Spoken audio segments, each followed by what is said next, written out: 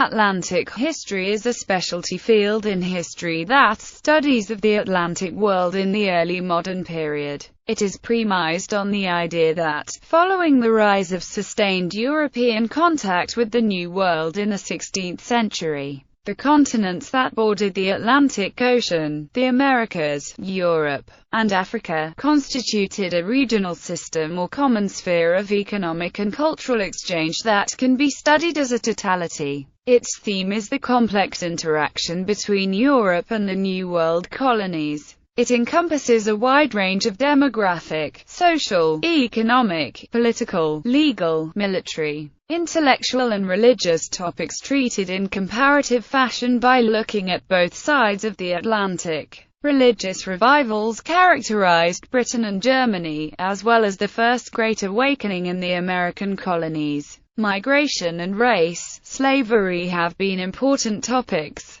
Practitioners of Atlantic history typically focus on the interconnections and exchanges between these regions and the civilizations they harbored. In particular, they argue that the boundaries between nation-states, which traditionally determined the limits of older historiography, should not be applied to such transnational phenomena as slavery, colonialism, missionary activity and economic expansion. Environmental history and the study of historical demography also play an important role, as many key questions in the field revolve around the ecological and epidemiological impact of the Columbian Exchange. Robert R. Palmer, an American historian of the French Revolution, pioneered the concept in the 1950s with a wide-ranging comparative history of how numerous nations experienced what he called the Age of the Democratic Revolution, a political history of Europe and America, 1760 to 1800.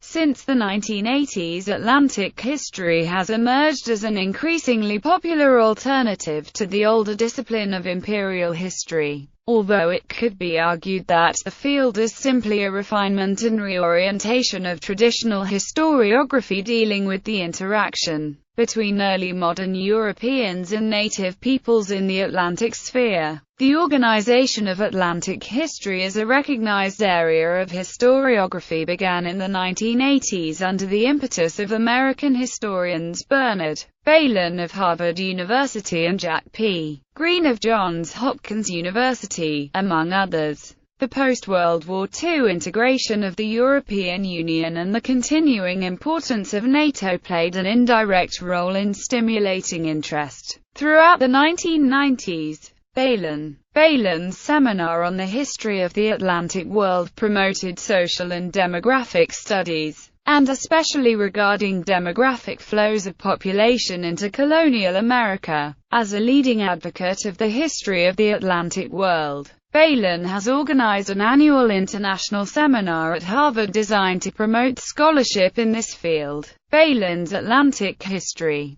Concepts and Contours explores the borders and contents of the emerging field, which emphasizes cosmopolitan and multicultural elements that have tended to be neglected or considered in isolation by traditional historiography. Dealing with the Americas, Bailyn's reflections stem in part from his seminar at Harvard. Since the mid-1980s, Green directed a program at Johns Hopkins in Atlantic history from 1972 to 1992 that has now expanded to global concerns. Karen Ordahl Kupperman established the Atlantic Workshop at New York University in 1997. Other scholars in the field include John Coombs, Anthony Grafton, Felipe Armesto Mestre, Anthony Pagden, Karen Ordahl Kupperman, Jennifer L. Anderson, James D. Tracy, John Huxtable Elliott, Carla G. Pestana, Isaac Land, Richard S.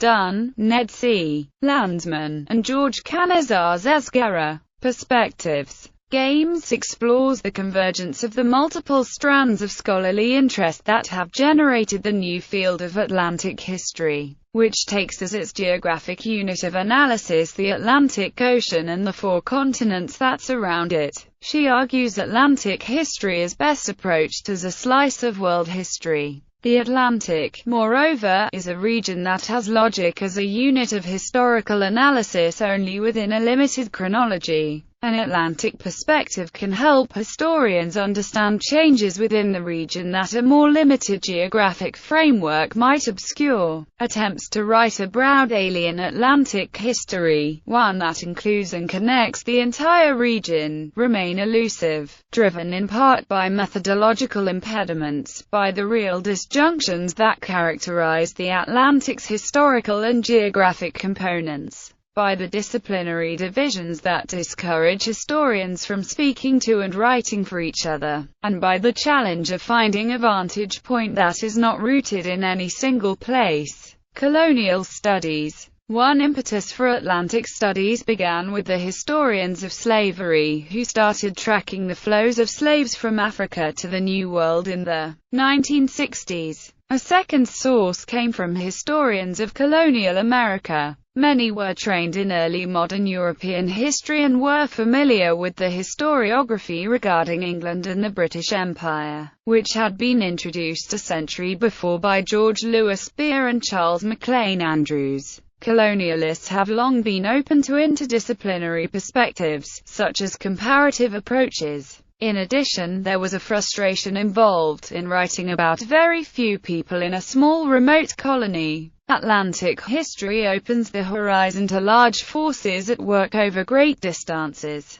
Criticism. Some critics have complained that Atlantic history is little more than imperial history under another name. Others argue that it is simultaneously too expansive and too small. Steele, a Canadian scholar, argues that Atlantic history will tend to draw students beyond their national myths, while offering historical support for such policies as the North American Free Trade Agreement, the Organization of American States, NATO, the New Europe, Christendom, and even the United Nations. He concludes, the early modern Atlantic can even be read as a natural antechamber for American-led globalization of capitalism and serve as an historical challenge to the coalescing New Europe. No wonder that the academic reception of the New Atlantic history has been enthusiastic in the United States, and less so in Britain, France, Spain, and Portugal, where histories of national Atlantic empires continue to thrive. Bibliography.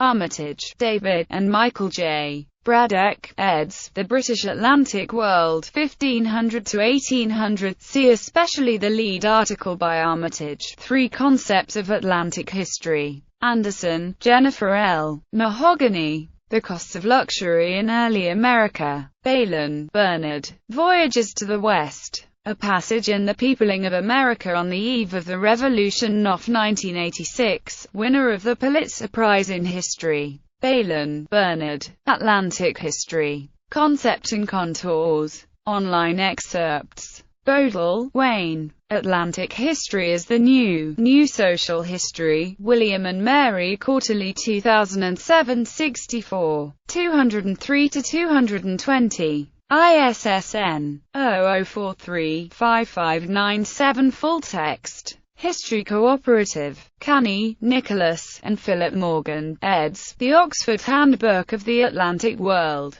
1450-1850. Curtin, Philip D. The Rise and Fall of the Plantation Complex. Essays in Atlantic History. Excerpt and text search. Edgerton, Douglas R. al. The Atlantic World, A History, 1400 to 1888, College Textbook, 530 pp. Eliot, John H. Empires of the Atlantic World, Britain and Spain in America, 1492 to 1,830,608 pp. Excerpt and text search. Advanced Synthesis. Eltish, David. The Rise of African Slavery in the Americas. Fernland, Kevin John. American Exceptionalism or Atlantic Unity. Frederick Jackson Turner and the Enduring Problem of American Historiography. New Mexico Historical Review, 2014, 89. 359-399. Landsman, Ned C. Scotland and its First American Colony, 1683-1765.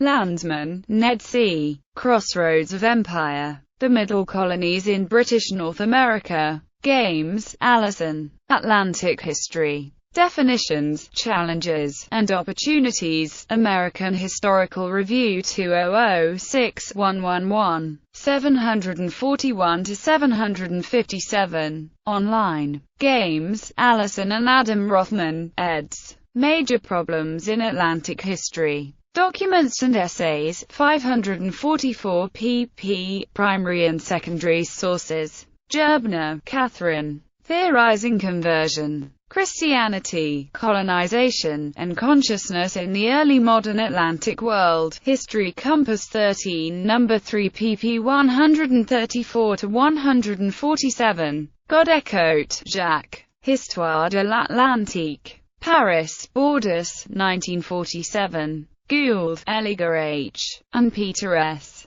Onuff, eds. Empire and Nation. The American Revolution in the Atlantic World. Johns Hopkins University Press, 2005. 391 pages. Excerpt and text search. Gould, Eliger H. Entangled Atlantic Histories. A Response from the Anglo-American Periphery. The American Historical Review, 112-1415-1422, December 2007 online edition. Green, Jack P. and Philip D. Morgan, eds. Atlantic History. A Critical Appraisal 371 pp. Major Historiographical Review. Hancock, David. Citizens of the World. London Merchants and the Integration of the British Atlantic Community, 1735–1785. Land, Isaac. Tidal Waves. The New Coastal History, Journal of Social History 2007 40. 731–743. ISSN 0022-4529. Full text. History Cooperative and Project Muse. Manker, Elizabeth, and Carol Shamus, eds. The Creation of the British Atlantic World. 408 pages. Excerpt and text search. Miller, Joseph C., ed. The Princeton Companion to Atlantic History. Excerpt. Nagel, Dominic. No part of the mother country, but distinct dominions, law, state formation and governance in England, Massachusetts and South Carolina, 1630–1769. Olwell, Robert, and Alan Tully, eds. Cultures and Identities in Colonial British America. 394 pages. O'Reilly, William. Genealogies of Atlantic History, Atlantic Studies 1. 66–84. Polaski, Janet L. Revolutions Without Borders.